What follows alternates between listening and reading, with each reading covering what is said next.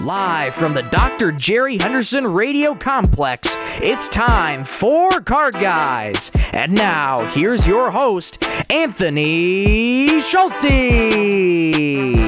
Good morning! Thank you, Michael, for the intro as always, and welcome to Card Guys, Detroit Sports Talk, Season 3, Episode 17. Coming up today, we get you ready for the Lions' Sunday night tilt against the Texans. We make our Week 10 NFL picks. The NFL trade deadline was yesterday. We give you a full recap. The Pistons stun the Lakers, improving to 3-5. That's a 2-game win streak, boys. Wow. And the Coach's Corner brings you some perspective on just how the Lakers lost to the Pistons. I'm Anthony Schulte, and joining me as always is my man, Ryan Donnelly. Hope y'all are having a fantastic Wednesday. I'm tired, but I don't care. Let's get the show started. Let's get the show on the road. And right next to me is Mr. Michael Rosenkranz. It's the early wake-ups that get you going in the morning. It's tough in the morning for early wake-ups, but you know what? Today's a good Wednesday. It's no longer rainy and cloudy and gloomy yesterday. It's chilly, but it's cleared up. Let's have a great show today, gentlemen. Let's have a good show indeed. Let's kick it off, no pun intended, with the Lions here on our Sunday night football for the week. The Lions. Not 3 stars? Oh, 3 stars. Oh, boy. Oh, what a start to the show today. Hang in there, baby. There it is. All right. So, 3 stars. Ryan, since you brought it up, let's kick us off. Yeah, you're welcome. Yeah, my third star today is Tim Hardaway Jr., who on Monday against the Los Angeles Lakers put up 19 points and assists. He's looked very, very, very good. I take back everything I said about him. I take back everything that I've heard. I take back everything I said about Tim Hardaway Jr. He's looking very good. My second star is DeAndre Hopkins. He's back, who on Monday against the Tampa Bay Buccaneers, 8 receptions, 86 yards, 2 touchdowns. I mean, he's a little washed, but putting up those stats it's pretty impressive. And my first star, I'm actually giving it to the NFL because this week the NFL did not put the Chiefs or the Cowboys in prime time. Finally! We are free for a week. Yes. Yes, but that is amazing. We actually get new teams in prime time, and that also includes our Detroit football Lions. We'll talk about that later in the show, but those are my 3 stars. Going with my 3 stars, first off, I'm going to start with Nino Niederreiter. I apologize if I'm butchering that name of the Winnipeg Jets, but he had 2 goals on 3 shots in the 3-0 shutout win over the Utah Hockey Club. My second star is going to go, somebody from CMU basketball. They played a game and they won in South Alabama, 74-70. That's Jacoby Hetty. He had a good all-around game, 14 points, 8 rebounds, an assist and a steal. Not too bad. No. South Alabama tried to come back late, but the Chippewas were able to hold on for the win. They're starting off on the right foot. My first star, going back home to Clarkston, Griffin Bowman. In the Wolves win in the district semifinals over Lake Orion. 16 carries, 190 yards for 3 touchdowns, and he's also a linebacker on defense, in which he had 9 tackles on defense. So an outstanding all-around game for Griffin Bowman. He's up right now on the free press for Prep Athlete of the Week. Go vote for Griffin Bowman. And I want to do an honorary star.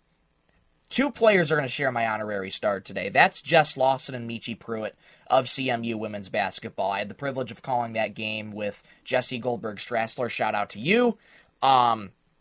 Tough pill to swallow. It was an unfortunate loss. Biggest lead was 17. Coastal Carolina came back, but there's so much improvement with this team. And Jess Lawson, Michi Pruitt, they each had 10 points, 10 rebounds for a double-double. First time under the bright lights in the barn on Broomfield, or as Ryan would say it, the broom on Barnfield. But it was a good first impression. But those are my 3 stars plus an honorary. Yeah, we'll be back at the broom on Barnfield tomorrow. Mm-hmm. Yes, we will, for CMU men's basketball. Yes, It'll be fun. yes. So now it's time for the moron who forgot this segment even existed, I guess. 3 stars for me. It's going to be a clean sweep for the Pistons. Might as well, right? Yeah. JB Bickerstaff gets my 3rd star. It's really more of a honorary Pistons whole team star. in the fourth quarter, you almost let the game up. You almost let the game go. You really did. The Lakers came back, went on a couple 10-2 runs, made it a 6 or 4 point game. But I saw something that this team, and we'll discuss this more later on in the program. I saw something that this team doesn't usually do, and that is complete a game, for one. And two, when adversity strikes, you don't fold. You don't crumble. You keep playing your brand of basketball, and eventually it's going to work out. That's what happened on Monday against the Lakers. Second half of a back-to-back, by the way. We won both of them. That's rare for us. My second star, Jaden Ivey, 26 points, 10 of 16 shooting. A great game from him. He hit the dagger three at the end of that game. The boys are humming. The boys are revved up. So Jaden Ivey gets my second star. Great performance. And then my first star is Cade Cunningham. Not only did he have a triple-double, his third in his career, which seems crazy. You'd think Cade Cunningham would have more triple-doubles, but he always gets close. And then either he got taken out or he just couldn't get that final assist or that final rebound or those final 2 assists or rebounds.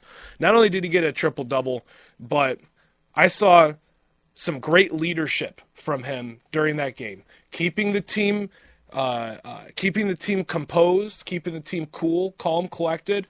And then one that really stood out to me, one moment, was when Isaiah Stewart, they called him for a foul when he wasn't really fouled, and he went and said some expletives to the refs, and they teed him up, and he was going to that special place called Miranda Orton. He had those voices in his head.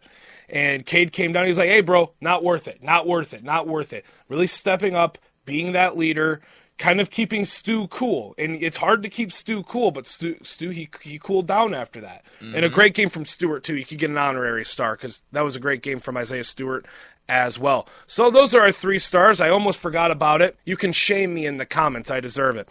Now, let's go to the Detroit Lions. Let's now, get it. There we go. We have a Sunday Night Football Game 2 preview. The Lions go to NRG Stadium, Houston, Texas, to take on a hobbled Houston Texans team.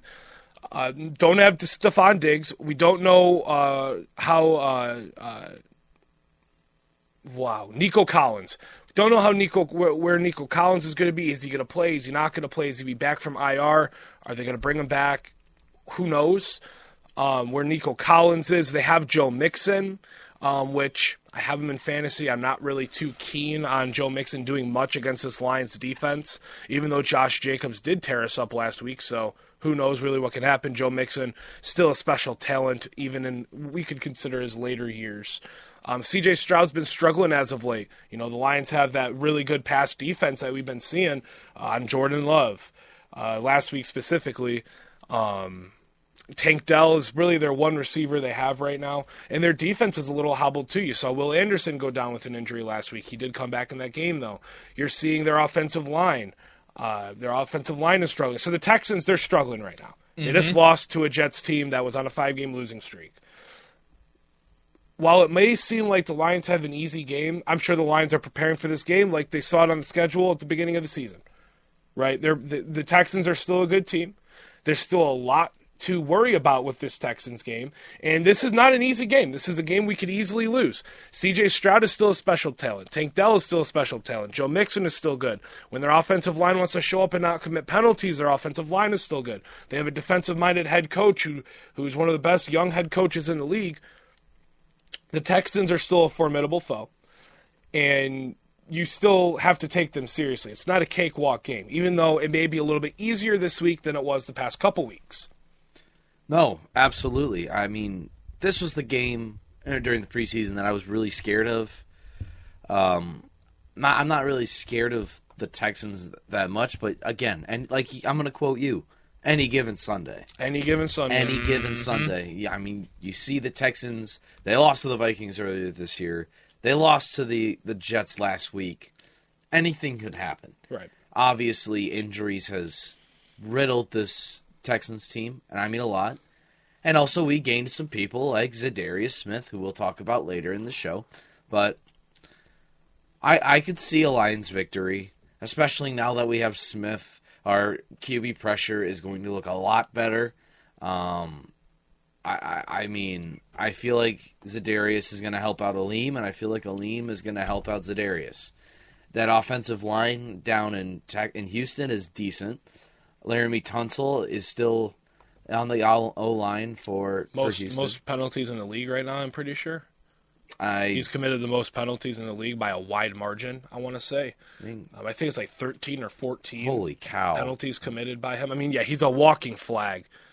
Still, he's a decent offensive lineman, and I feel like he's the best person on that offensive line for Houston. Just get past him. Just try and get into CJ's head. I mean, he's been in his head for the past... CJ Stroud has been in his own head for the past 3-4 weeks. He hasn't looked the greatest in the few weeks. If we just get to CJ Stroud, it's an easy win. Taking a look at team stats... When we look at tackles, Houston is, where is it? Houston, they're not, oh, here they are. 46 tackles towards the bottom of the league. So if we just ground and pound, just got to make sure, especially that Will Anderson's out. Is he out? I believe. Let's double check. He did come and back I'm getting fact checked again. Let's go. Well, anyway. I don't want you to say the wrong thing. I don't see Will Anderson on the injury report per ESPN. I am Carissa Thompson. Go to full injury report. Yeah, let's go to true, because some of those players might be cut off. Will Hernandez has been... Will Anderson is questionable right now with an ankle injury. Nico Collins has not been lifted from injured reserve. He has not had that 21-game window opened. I think... He is first eligible, though, November 10th against the Lions. Okay. Yeah, because it has been 4 weeks. Correct. Look at how the Jets played against the Texans. Their pass rush, they got home, 8 times? 8 sacks or something like that? Mm-hmm. And now we have Za'Darius Smith. Uh-huh. And our pass rush is still pretty decent without him. And now we have him. He's no Aiden Hutchinson, but he's not James Houston. He's kind of like that meat in the middle. He's not going to be your, the best edge rusher in the league, but he's going to get the job done. You know what I mean? He might get his first sack. You can get to the quarterback. You can at least get a lot of QB pressures. Maybe not get home every time, but you're going to get some QB pressures. And you're going to make CJ Stroud throw some questionable throws. And I think that's important because he already only has one receiver. Neutralize that receiver and get to CJ Stroud and make life difficult for him, and you're going to see some good results. Houston right now, when it comes to scoring touchdowns, they have about 17 on the year. How many are Joe Mixon's? Joe Mixon, I believe, has 5 or 6 of them. Joe Mixon has 6. Okay. So this offense runs through their run game. You can tell, straight up. If you just secure the run, which you've been doing all year, we have a top 5 run defense in the entire NFL. You can definitely limit their touchdowns. They've gone to the air 11 times, and most of the 2 wide receivers that they go to the air and they rely on the air are out. Stephon Diggs and Tank Dell. Obviously, Nico Collins is questionable, and I couldn't really tell you who the Texans' tight end is. I mean, I have Dalton Schultz. It's not Schultz. Dalton Schultz. There we go. You just got to make sure you secure the run. If you secure the run and make sure you keep going the same ground and pound passing mix that you've been doing since week 3, you have a chance to win this game. Any given Sunday for this team. I mean, there are some games where the Lions can't drive down the field and we beat them by 40. But any given Sunday, just make sure you secure the run, and you'd get our 8th Lions victory of the year. Yeah, this is going to be another really, really interesting game for the Lions. I want to bring up another stat really quickly. Blitzing success for the Lions. Right now, this was per last week against the Packers, but I'd imagine those numbers shift a little bit. But this was last week against the Packers. They came in having a 32.2% blitz rate, 6th highest in the NFL, and their defense has also increased their blitzing without Hutch. They've blitzed on 47% of dropbacks in the last 2 weeks. So they're pouring on that pressure, and they're showing, hey, we might be down our best defensive player, but we're still going to bring the pressure. It's a big loss, but they're making up for it because they blitz more. Mm-hmm. Now with Za'Darius Smith in, you could even see that number go up even more because they're going to continue to blitz, and Aaron Glenn is a blitzing kind of guy. He openly says he loves to blitz. He loves to put that pressure on. And it's been doing good stuff for the Lions right now. And that's going to be, I think, a big key again Sunday night is blitzing against CJ Stroud. He's not really a scrambler. He doesn't have the best speed. He can scramble when he does, but he does not have good speed.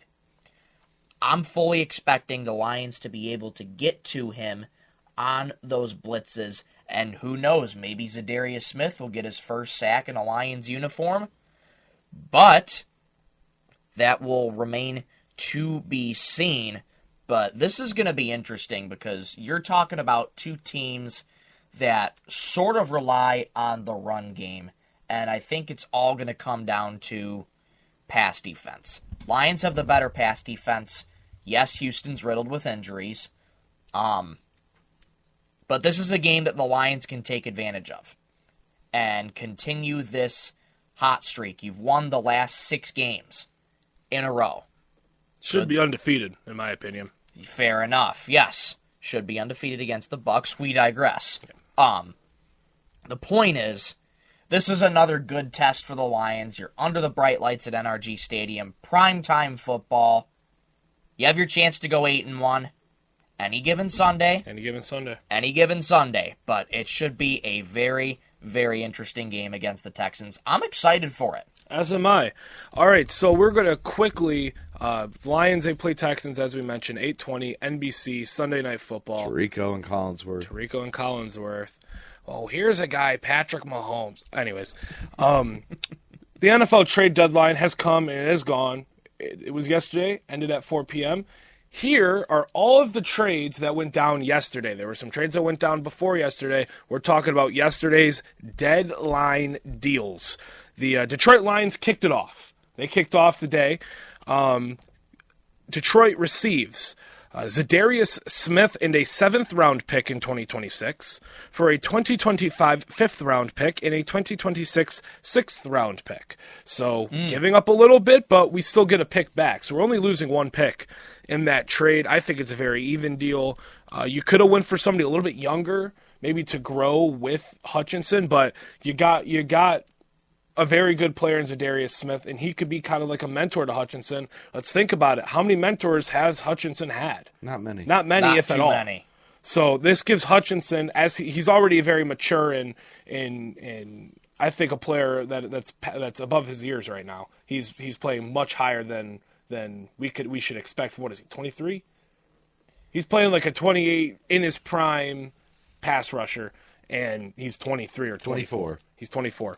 So you put a veteran on that line, and now you have Za'Darius Smith next to Hutchinson next season. It's going to be scary. It's a very good trade for the Lions, in my opinion. Yeah, you lose a pick again. You lose a pick, which is tough, but this instills the confidence in me that the Lions are 1,000% going for it all this year. Yeah, and anybody who challenges that trade, I would like you to come in the comments, voice your opinion. Yeah. But this is a big trade for the Lions. They're going for it all. Lions fans are anxious to watch the Lions go to the big dance this year, and will it happen? Who knows? That remains to be seen, but again, Lions are the best team in the NFL, not the Chiefs. False start penalty. We'll talk about that a little later. Yeah. Za'Darius Smith, if you question that trade, I got some stats for you. 24 QB pressures, 5 sacks on the year. I mean, those are great stats, and those are top stats in the entire NFL. Coming from a D-line, that's probably one of the best, if not the best, in the NFL in Cleveland. He's ready to win a Super Bowl. I mean, we're going all in, and it kind of shows. This was Brad Holmes. I want to say it's his second big move coming in as general manager. That first one was the Jared Goff one. Now the second big move is Za'Darius Smith. Yeah, you give up a pick, but you get a pick back. Other than that, we won the trade. We got the best. We got one of the best defensive. We got one of the best edge rushers in football. I mean, what more can you say? It's Super Bowl or bust for the next 2 years. Yep. Oh, yeah. Our window is open, and certainly Za'Darius Smith will help. Let's quickly run through these other trades that have gone down. So Cincinnati got running back Khalil Herbert to replace the injured Zach Moss, who's on IR. They give up a 7th-round pick to the Bears. So that was a pretty decent trade for the Bengals, I'd say. That's a really good trade. The Cowboys and the Panthers completed a deal. Dallas got Jonathan Mingo and a 7th-round pick for a 4th-round pick to Carolina. I mean, Chris Paul hits a 3 to make it a 40-point game. I mean, I see Dallas. They see his sky-high potential, and they're going up for it. I mean, I guess. Cooper Rush has a new target, I guess. Yes, he does. The Commanders and the Saints completed a blockbuster deal.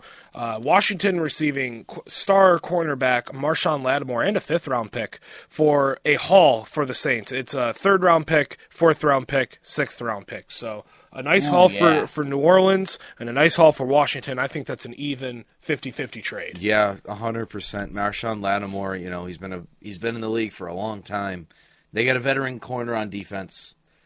What more can you say? I think Commanders are going for all in for the playoffs. Exactly. With a guy like Marshawn Lattimore, you expect to receive a haul. Saints got a haul for him. They did. The Steelers making a deal here. Now, this is a curious one because Mike Williams, need I remind you, last season, the season before, was one of the best wide receivers in the league. Tall, wide frame, can go up, snag those deep balls.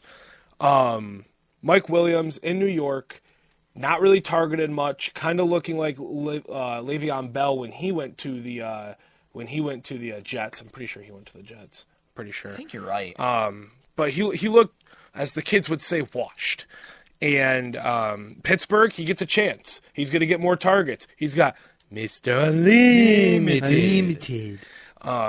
Throwing him the rock. So we're gonna see if Mike Williams still has some of that All-Pro talent that we saw back in Los Angeles. I'm taking a look at the Steelers injury report. The only wide receiver that's on IR or has any hurt is my Pookie Roman Wilson.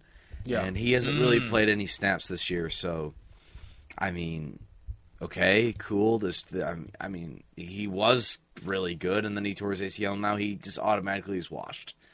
Hopefully he could have a little magic in Pittsburgh, but I'm not sure. We might. I mean, he's 6'4" and very athletic. I mean, you put the ball in the right spot, he's going to haul it in. I just don't think Rodgers was finding him. They didn't have that chemistry, didn't have time to build that chemistry. Now he has time to build some chemistry with Russell Wilson.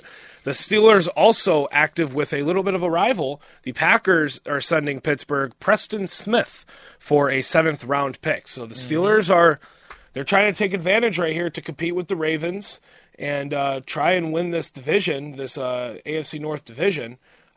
Will they? Probably not. I don't see them beating the Ravens at the end of the season, but they're competing, and it should be a fun little battle we see there at the top of the division. Speaking of the Baltimore Ravens, they made a deal with the Rams for another star cornerback, Tre'Davious White, and a 7th-round pick they got for another 7th-round pick. So they really lost nothing. Yeah. They lost a year, basically. They got a later 7th-round pick by 1 year. Yeah, so Tre'Davious White is another guy that's been in the league for a little bit. Another veteran corner to pair against guys like Marlon Humphreys. Gosh, what's his name? Why am I blanking? Never mind. Kyle Hamilton. There we go. I know he's a safety, but still, safeties and corners kind of swap out, in my opinion. But I mean, defensive back. Defensive player. Sure. Tre'Davious White, again, veteran corner. Ravens stacking up on vets for these younger guys. I like it a lot. I also like the Deontay Johnson trade that they had earlier this week too.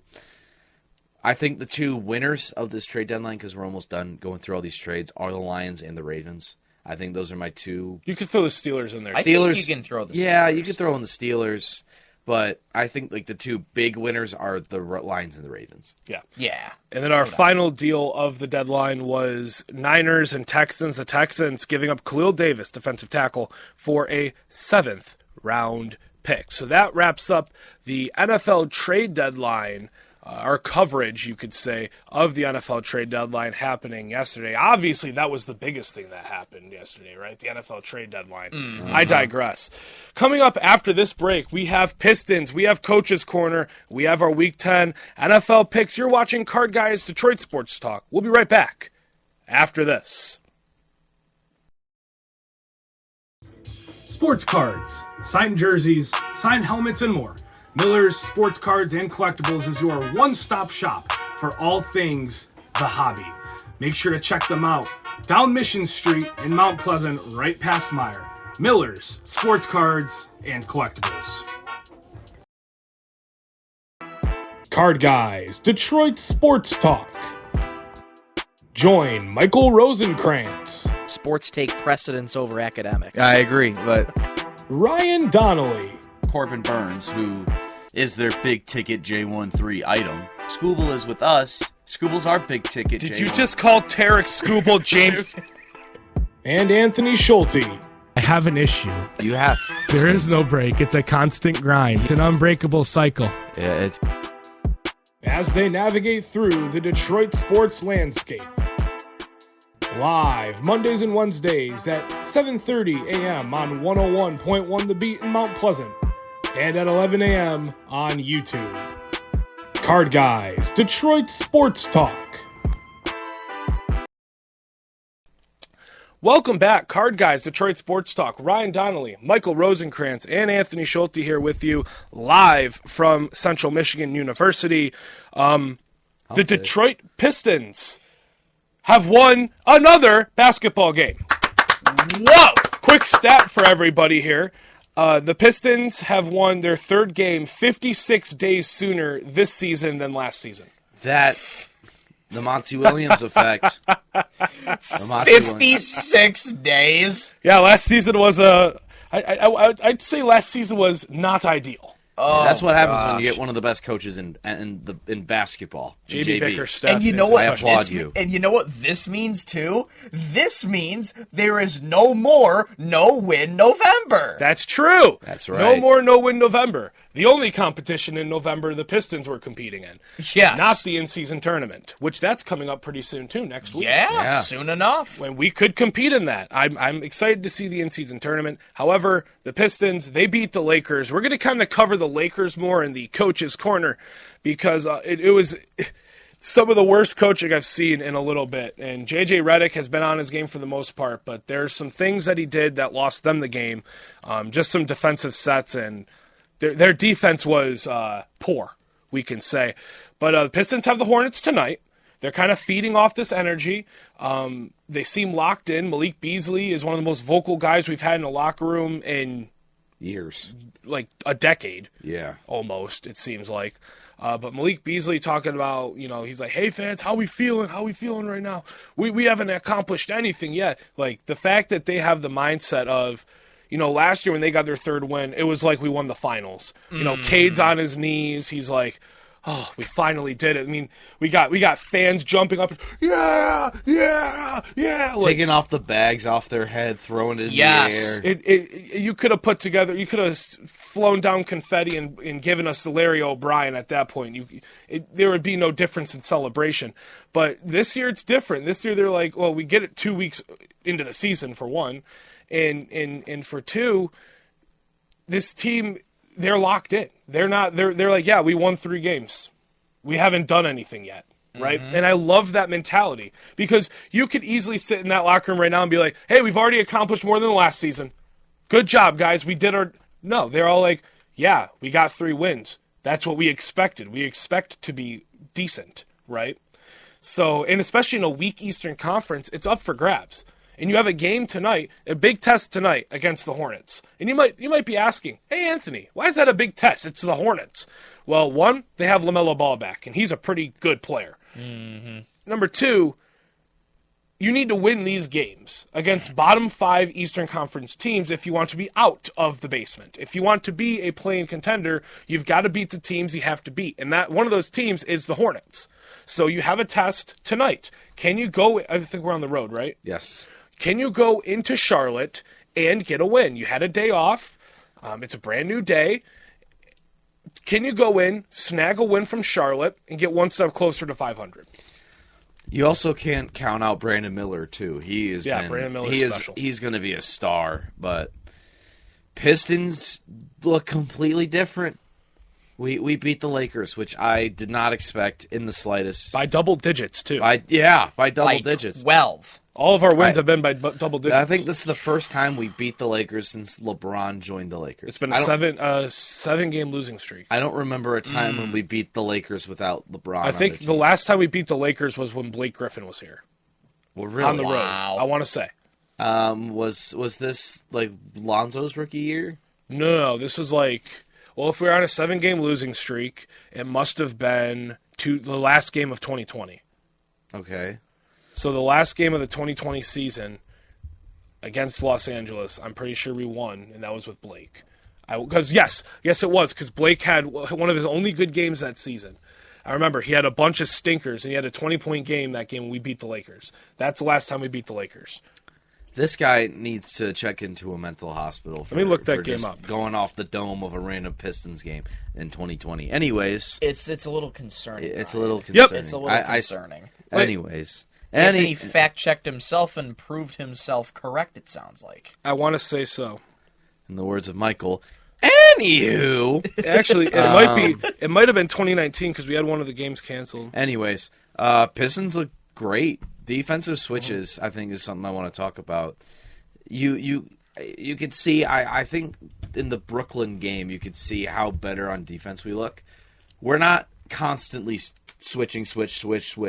On a screen, I think JB finally taught them, on a screen you switch. And we're filling the gaps, too. Boom. Mm-hmm. Yep. We're hedging and we're recovering. Hedging, recovering. Fill the gap, recover. So you're like on a string with your man, but you're also bringing that hedge over, and you're kind of got a little bit of a sneak peek into the coach's corner.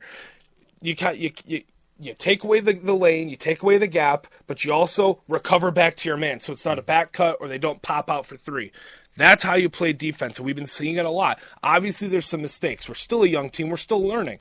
But you're seeing the growth. You're seeing a coach that isn't here for the money, that isn't here because he was begged in his own home by a very, very desperate, old, rich man. Tommy T-shirt. We see a team that these are all guys that want to be here. Mm-hmm. All these guys have invested into JB, they've invested into the city, they've invested into the team, and it's paying off. You're seeing it, and it's incredible what we're seeing. Yeah, and you could tell 3-5. I don't remember a time when we were 3-5 in a long time, but me neither. The big culture change also kind of helped that too, especially with Trajan Landon and JB Bickerstaff. I'll give you your flowers. Probably at the end of the year when we improve. Also, Luke Walton. I've been hearing Luke Walton's very vocal, and he's a big reason as to why this team He's good has as an improved. assistant coach. Agreed. Very good as an assistant coach, not a head coach. I don't care that when you were the head coach of the Warriors, you went on a 26-game win streak. I don't care. Luke Walton Rock could have been sitting in that head coach's chair, and they would have won 26 straight. Right. So. Luke Walton is a fantastic assistant coach, and I'm so glad we have him. I'm also glad that we have Fred Vincent. Excuse me. I like that. Wow, there we go. Sorry about that, folks. I like that Jaden Ivey is starting to become a more vocal scorer. Not only he's been known That's a great way to put it. He's known to drive to the basket, put up some crazy layups, falling down on his back, and he's laying the ball up. Now he can shoot from the long ball. He can shoot the three. Taking a look at Jaden Ivey's stats, i.e. the dagger that won us that game. Yes. The Wi-Fi is a little slow this morning, but shocker. Oh, there we go. Jaden Ivey's 3-point percentage is now 39%. Wow. Yeah, last year, I believe it was 29 or 30. Fred Vincent has come in here and helped guys like Jaden Ivey, like Tim Hardaway, who's looked great. He's looked incredible. He's been awesome. He's helped these guys that really can't shoot and improve their shooting. I'm not saying their shooting is fixed. Other than Tobias Harris. Yeah, Tobias Harris is garbage, but... Well, not garbage, but underwhelming. He just takes a lot of shots and doesn't make a lot of them. No, especially from the long ball. He doesn't make a lot of threes. Oh, my goodness. He was terrible. I think I saw we were up by 20, and we were shooting like 4 of 26 from 3. I'm like, how How? Yeah, largest lead of the game was 20, and overall, Pistons shot 23.5% from three. Well, you want to know despicable. how we shoot 4 for 26 at one point and up by 20? Stay tuned for the coach's corner. You'll find out. Yes. But anyways, 46% field goal shoot percent from the field, 39% from three. His improvements are he's just improving all around, and if he keeps it up, he could be in running for most improved player 100%. I mean, it's too early in the season to kind of predict this Pistons team. I see playoffs or play-in the horizon. I see a good in-season tournament, not making the in-season tournament, but I think I just think we're going to win a couple games in the in-season tournament because we have teams like the Bucks and the Pacers and the Raptors and the Heat, which are beatable. All beatable. All beatable Maybe teams. not Indiana, but the other three are. Indiana, yes, we almost beat them. I feel like we are a dark horse to be a wild card team in the in-season tournament. Sue me. The casual fan will say no, but the Pistons got the Hornets. Can't count out the Hornets. They got LaMelo and Brandon Miller, and if we win, then we could beat anybody. Don't forget they also have Taj Gibson. But they also have Musa Diabate. Oh, yes. Yes, they do. Go Pistons. Great win. Yeah. This game was interesting, to say the least. I think what set the margin for this big win, great effort on offensive rebounds. You out-rebounded the Lakers offensively 17-7. Yes, And getting that extra possession is so critical if you want to be a winning Yep. team. And we've shown that this season so far. And altogether, you out-rebounded the Lakers 55-37. So, great job on the rebounding side of things. Your largest lead was 20. Again, you got to be able to hold a lead against these great teams. Lakers sort of had it coming that they were gonna make a comeback. Sure enough, they did. I mean, sure, you won by 12, but you can't give up leads like that because that just gives me flashbacks to Pistons at Boston at the TD Garden or whatever it was. Up by 20. Up by 20 and blew that game. Mm-hmm. Good win for the Pistons. Charlotte's going to be interesting. It would feel great if you went into their place tonight, got their 4th win of the season. If you can go on the road and beat a decent team in Charlotte and lock down LaMelo Ball and a lot of their other key players, you're in good shape. Play with the effort that you did today. Please lock down your threes because the Pistons, I think, are one of the worst teams at shooting the three right now. Other than this game at 23.5%, but we are not a good 3-point shooting team from the likes of it. Other than Ivy, Hardaway, and Cade, yeah. It's a and struggle Beasley from too. three. Yeah. But Beasley's had a couple. He's had a couple games. stinkers, but he's still a really good shooter. But yeah, you need to shoot the long ball a little better. That comes with time. That also the ball will find the bottom of the net at some point. Yeah. Also, I know I said on Monday's show about Isaiah Stewart starting. He didn't start, but he did. He made a pretty big impact off the bench. 100%. A couple great blocks. He eliminated LeBron twice. 8, 9, and 2. Not the best stats. However, he's still making an impact on his defense. role. That's his role. He knows how to. He went from a 3-point shooting big man off the bench last season to you're not going to attempt any threes. You're going to play inside, and you're going to be that strong bully down low that we need. And he plays his role. He went from attempting 3 or 4 threes a game to barely attempting any this season in total. And we need him for that. We don't need him to shoot threes. He's not a great 3-point shooter, but he's fitting his role well. That's my point. Speaking of big guys down low, Jalen Duren, I talk about him a lot, but he is turning into one of my favorite big guys down low in a while. I mean, he's such a solid guy down low, and I mean, he has a very high field goal percentage First right now. in the league. First in the league right now, just a touch under 86% I think by from the 12%. field. He's the first in the league by 12%. That's a huge margin. Mm-hmm. And he didn't have too bad of a game against the Lakers, if I can find it here. Goodness gracious. He had 11 points, 1 assist, 1 block, 1 steal, and he had a lot of personal fouls with 5. But 14 rebounds, too. 14 rebounds, too. He's our solid rebounder. He can get points. He's great down low. He's one of my favorite big men of all time. And he's only 21. He's going to be 21 Yeah, he's not even 21 yet. in 12 days. Yeah. Wait, that's on a Monday. Dude. Do we get to sing happy birthday to we Jalen do. Duren? Yes, we we do. All right, well, the Pistons, they play tonight against the Charlotte Hornets, but, you mentioned, the out-rebounding the Lakers, right? Yes. Well, that has to do with some hustle on the defensive end. Welcome to the Coach's Corner. He's passionate. He's dedicated. And he bleeds red, white, and blue. It's time for the Coach's Corner with Anthony.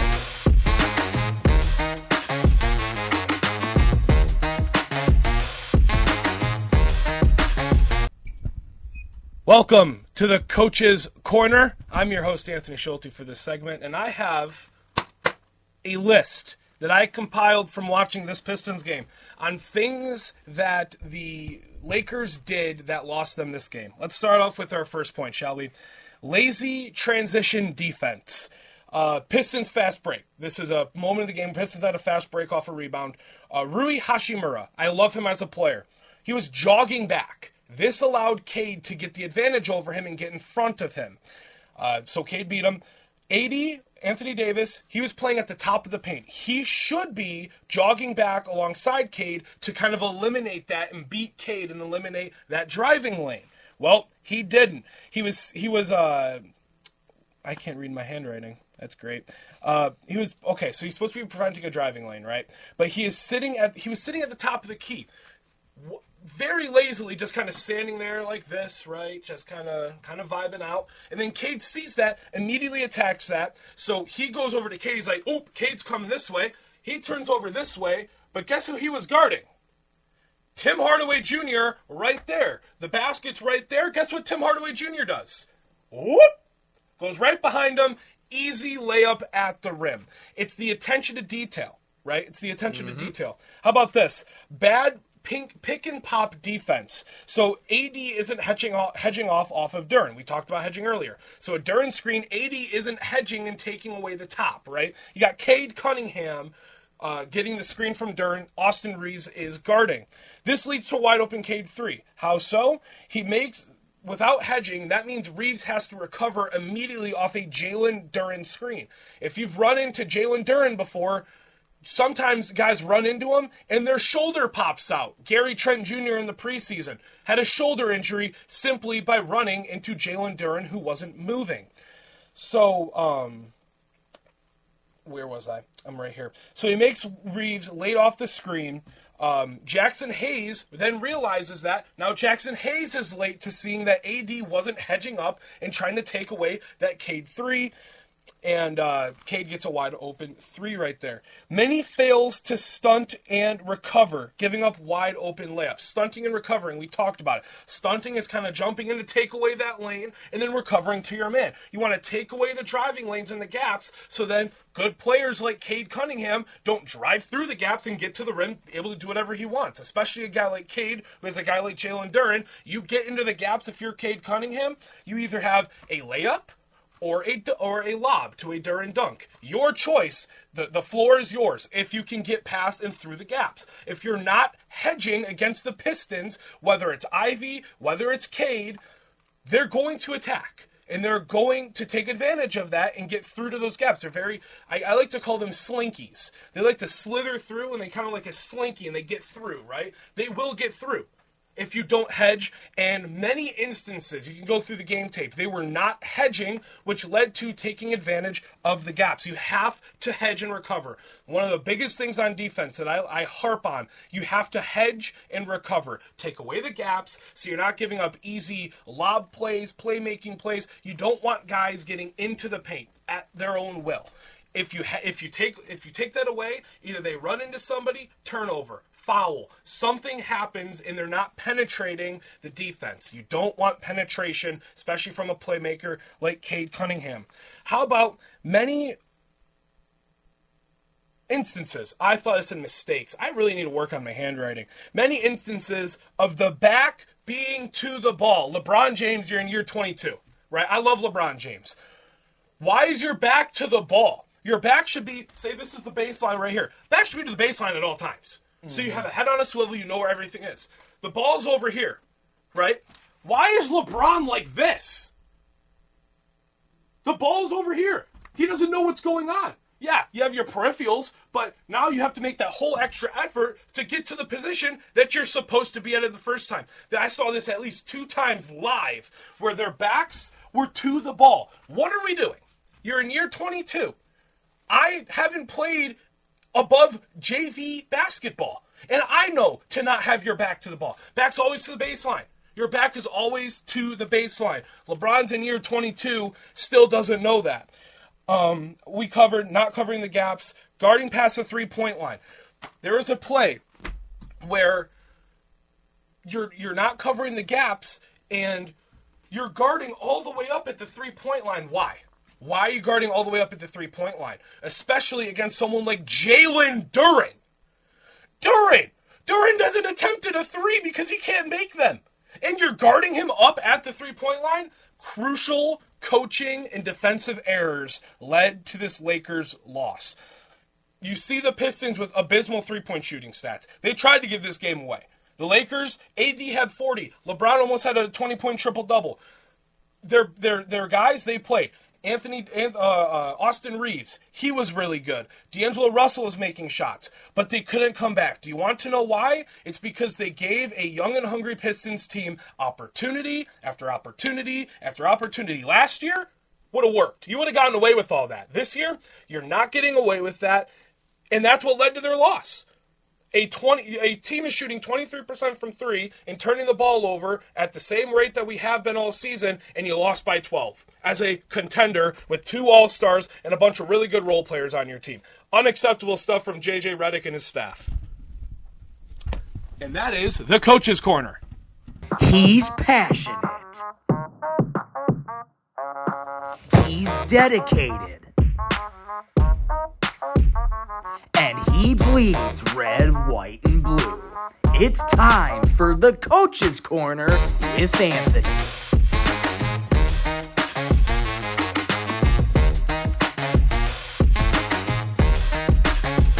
I'm so glad our team isn't so Hollywood and we didn't sign a podcaster as our head coach. I'm so happy. No, when we were in talks to have JJ Redick as a head coach, I said no. Look, I think he's not good to be a head coach. He should stick to his podcast. I think he's a decent head coach. He's shown glimpses. I mean, granted, it's his first year. Right. He's kind of ironing some things out. He doesn't really know what he's doing yet. I'm going to give him the benefit of the doubt because these are easy fixes, right? That is an entire practice session. You're practicing those things. Your coaching staff should have been taking notes. We're not doing this. This is the problem. Fix it. We'll see how the Lakers do. I think they play tonight. And maybe they can fix those things. I will be watching if they are, because I'm curious to see if they will fix those things. That is key. If JJ Redick, yes, you make those mistakes, but the next game, they're fixed, right? You make those coaching errors, but maybe the players were just dumb. And you're just like, hey, we talked about this. You're not doing it. Let's drive it home. Be a good coach. Drive it home. That's the Coach's Corner, folks.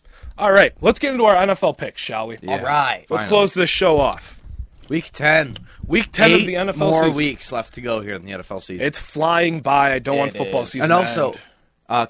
our Christmas show is coming up at about 10-ish shows. I know it's a little bit in the future. If this video gets 20 likes, we will go through every single week during the Christmas show. So I believe it's 15, I believe, is finals week. Week December 12th through the 16th. I believe that's going to be our last show for season 3. Yeah. If this video gets 20 likes, we will do weeks 15, 16, 17, and 18 in the NFL. Let's do it. Let's 20 do likes. it. 20 likes. Let's do it. It's going to be a lot. That's why I set the bar at 20. Also, I'll put our shameless plug at the end of the picks. How about that? All right, let's start off with Thursday night's football. The Bengals and the Ravens should be a fun one. I'm going I with have the Ravens. Joe Burrow, Cody Rhodes. Cody. Oh, we're doing another low. Cody Rhodes. Whoa! That's gonna. This is tradition now on Card Guys. talk about Burrow. Like I said on Monday, this show's going to be very repetitive this season. This show stinks. I'm going with the Ravens, even though I have Burrow in fantasy. I'm sticking with the Ravens. I'm also going to stick with the Ravens. I think it'll be close, though. I think if there's any upset, Bengals could upset. I really do think they could. They really but could. Yeah. The Ravens, they're getting their act together. All right, we have punishment here for our Germany game.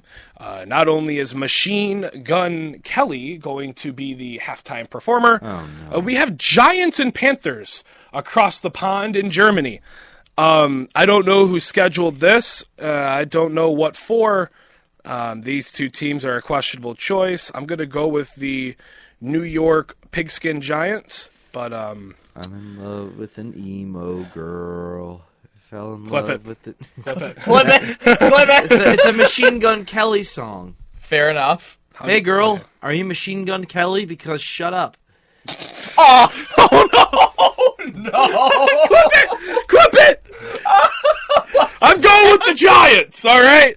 What just happened? Just make your picks. Let's get past this game. Screw it. I'm going with Carolina. What? Ryan's really in his own world right All now. right. I'm going with the Giants, and Yeah. I thought MGK got his career ended by Eminem with his diss track Kill Shot. He got ended assume by so, a random but I redhead on a digress. college radio station.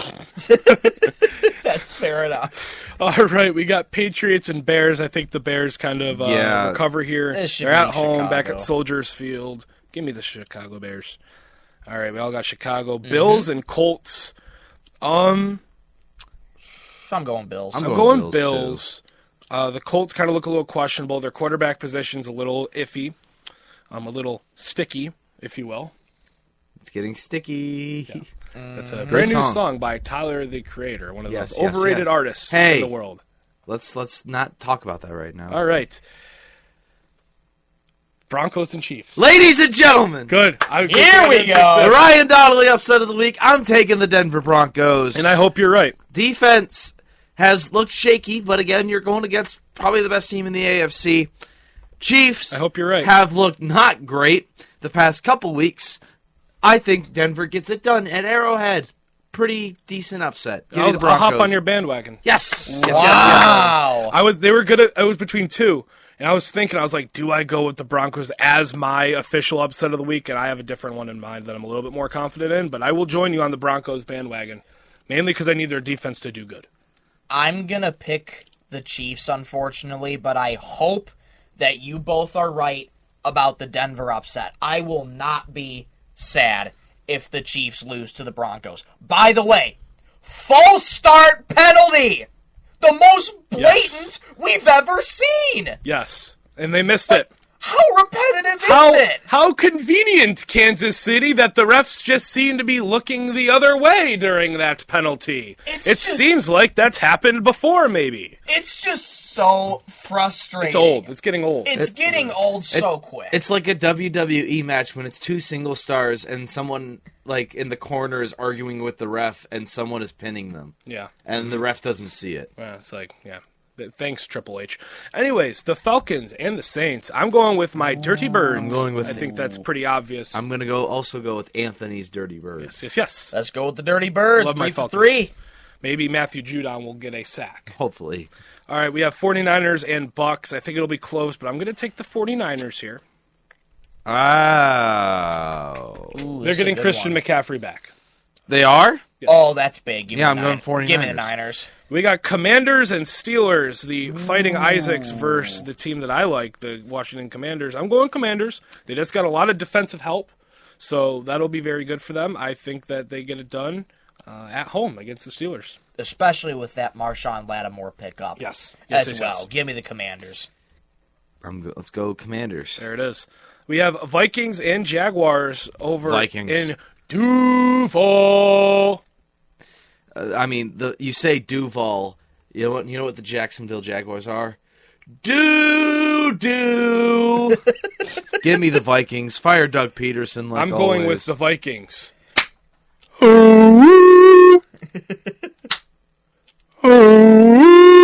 Jacob Tenson, I hope you're watching. Give me the Yep, Vikings. Vikings all day in that game right there. Titans, Chargers. Jim Harbaugh. There it is. Jim Harbaugh. And the Chargers will win. Going with the Chargers as well. Yeah, I'm going with the Chargers here. Eagles and Antarctica's team. No. I'm going with the Eagles here. In a highly anticipated rivalry. Yeah. I mean, you already know. Wait, is that America's Game of the Week? It could get flexed to It's on CBS right now. Oh, so okay, good. I wouldn't imagine it's There is no America's Game of the Week. I'm going with the Eagles on this one. All right. Let's go, Birds. ELGSEL Eagles. ELGSEL Eagles. All right, ladies and gentlemen. Anthony Schulte upset of the week. Give me the Jets. Look, the Jets looked good last week. Looks like they're starting to right their ship. Aaron Rodgers is getting that connection back. They still have Hassan Reddick and their really good pass rusher that I forgot his name, but he has like 6.5 sacks right now in the season. Their defense is starting to look a little bit better. Their offense is starting to gel a little bit more. The Cardinals, I still don't know how I feel about the Cardinals. They had a pretty convincing win against the Bears, but then again, it's the Cardinals and Call of Duty is out. So, I don't know. I'm going with the Jets as my upset of the week. I'm confident in it. I picked the Jets last year in an upset of the week, and they did me right. So, I'm going with the Jets this year, and hopefully they can pull one out over there at State Farm's Arena. This State is Farm's tough. Stadium. This is really hard. I can't really join you. I'm going with Arizona. Ryan's going with Arizona. Anthony's got an interesting bandwagon. His upsets of the week tend to do quite well. They do. Yes, they do. Let's go with the Jets, Jets. Oh, by the way, I'm also switching my Germany pick. I'm going with the Giants. Yeah, that's smart, man. There All we right, go. Sunday night's That football. was for comic relief, by the way. We have Fair enough. Lions and Texans. Lions. Lions. Leos. Yeah. Lions very close. And then Monday night's football, the Rams and the Dolphins. I'm picking the fighting Roman Reigns with Puka Nacua and 51 total points. This will be the Rams. Let's go 47 total. That's a points. nice number right there. I think it'll be Rams at SoFi, and I think it'll be 49. There it is. The Rams still do have their entire offense, so they will be cooking. Matthew Stafford has Puka, Kupp, Kyron, and all their other they have a really good wide receiver. They core. really They do. The Rams, they have a chance to make some noise. They could make the playoffs. I can very well see it. They're a very talented offensive bunch. However, My picks are locked. My picks are My locked picks as well. are locked. And that is all we have for today's show, folks. Thank you for tuning in to Card Guys Season 3, Episode 17 on 101.1 The Beat and YouTube. Hey, we're on the road to 100 subscribers over on YouTube. Make sure you subscribe. Tell your friends to subscribe. Tell your friends' friends to subscribe. And then tell your friends' friends' friends to tell their friends to tell their cousin to tell their sister to subscribe. We're trying to get to 100 before Thanksgiving. We want, before our Thanksgiving show, we want to hit 100 subscribers. That's a big milestone, big goal for us. We're almost there. I think we're at 81 right now. We appreciate everybody who has subscribed already and watches the show concurrently. We appreciate you. We appreciate every subscription. Make sure you subscribe. Tell your friends to subscribe. Tell your friends, brothers, sisters, cousins, aunts, uncles, nephew to subscribe. But stay tuned for Monday's show. We're going to see how the Lions did. Maybe the Pistons continue their winning ways. The Red Wings, we'll catch up on the Red Wings. They haven't played in 3 days. They play tonight. We'll catch up on the Red Wings. We'll also see how we're doing in college basketball. May have some special guests on next week. So make sure you stay tuned and subscribed. For my good buddies, Ryan Donnelly and Michael Rosenkranz, I'm Anthony Schulte saying so long, everybody. Love you, Mom and Dad, Grandma, Papa, Joyce, Baba, Papa. It's nice seeing you last night, Mom and Dad. Love you, Mom and Dad, Jason, Eric. I will be home later tonight. Can't wait to see you guys. Love you, Mom and Dad. Shout y'all out.